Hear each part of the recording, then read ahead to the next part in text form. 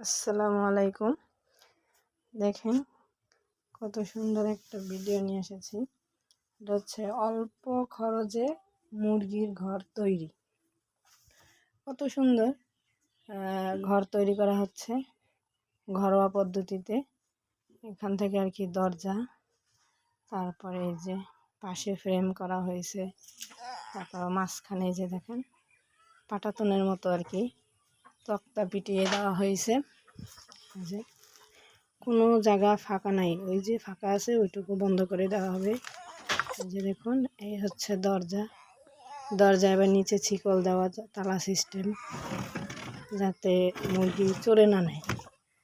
ঠিক আছে, এখানে শুধু আমি লোহা ব্যবহার করছি, আর কিছুই না। আর ঘরে ছিল তক্তা, তাই দিয়েই জোড়া দিয়ে দিয়ে করা হয়েছে।